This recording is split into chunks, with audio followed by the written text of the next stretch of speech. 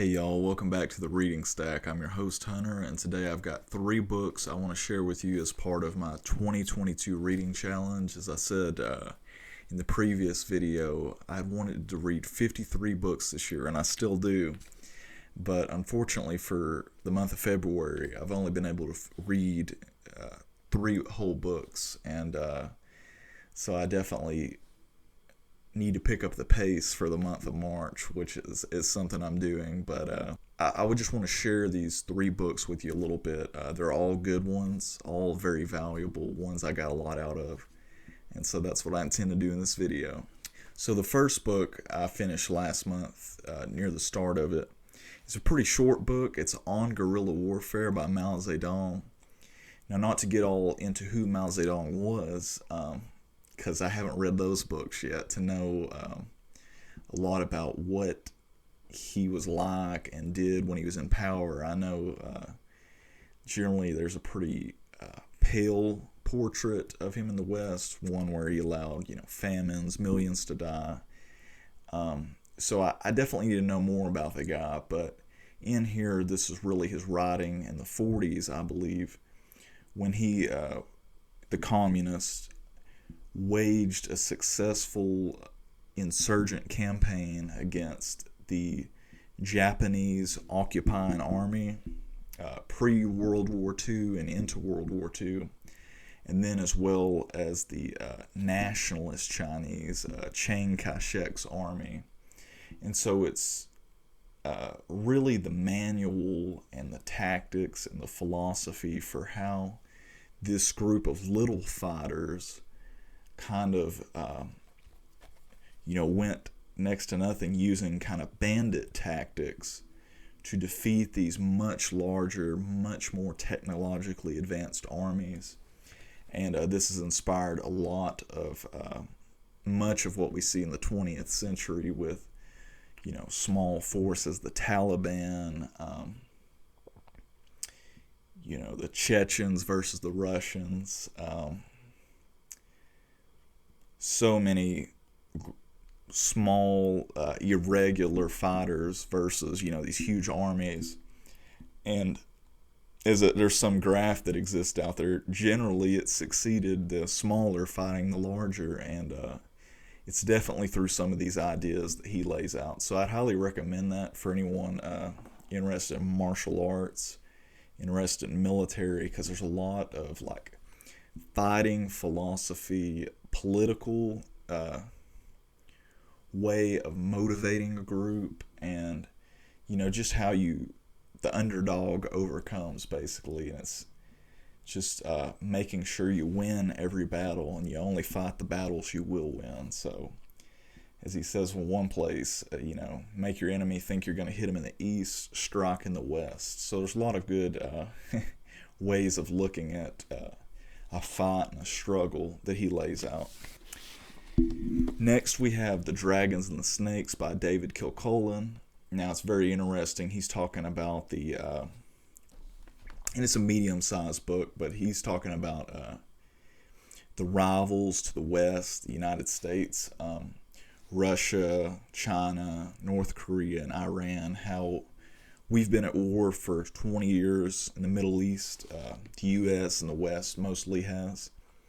And all these other nations that want to be dominant, that want to see us shrink, have been studying us, learning our ways of doing things, and developing their own to gain the advantage.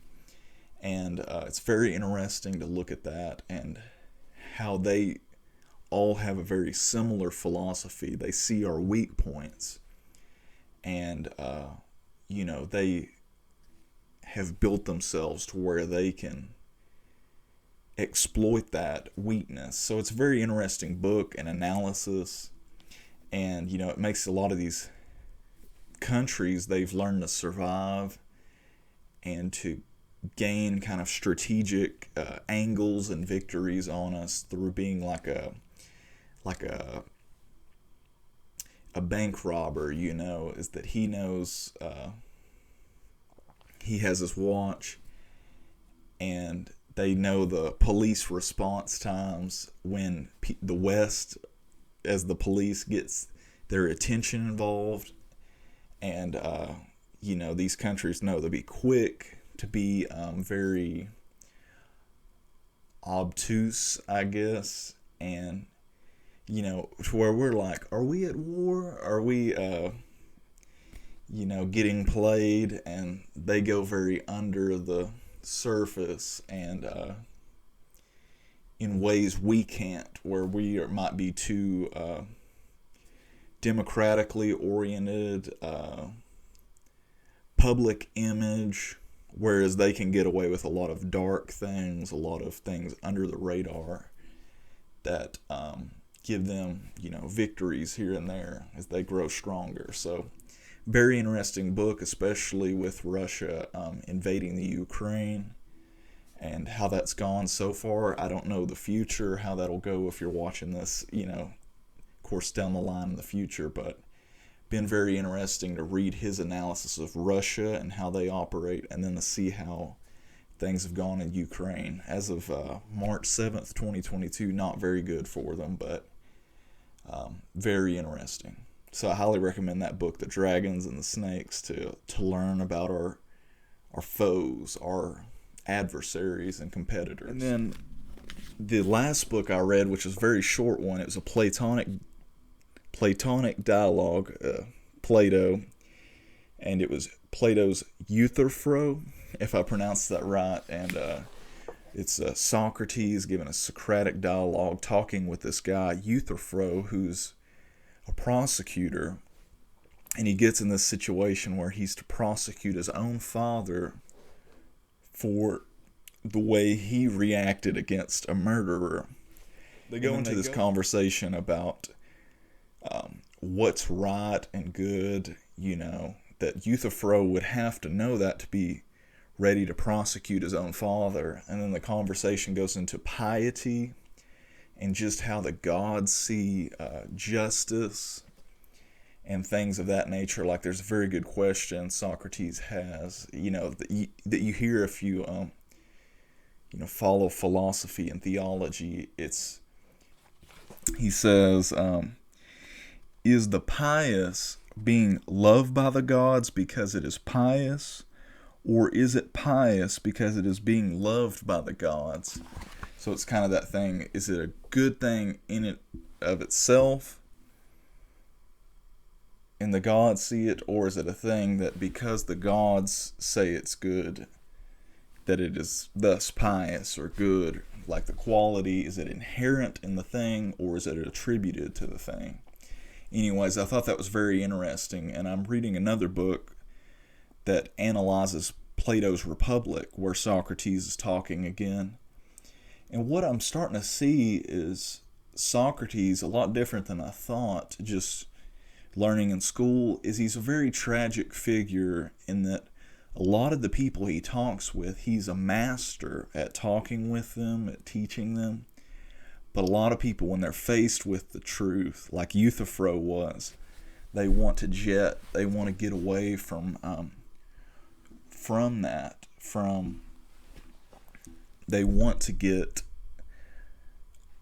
avoid the consequences of the logical conclusions and the truth. So it's very interesting reading that now and seeing that, because it does remind me of scripture with Jesus talking to a crowd, and when he gets the people where they're forced to admit certain things, generally they want to kill Jesus, they want to get away.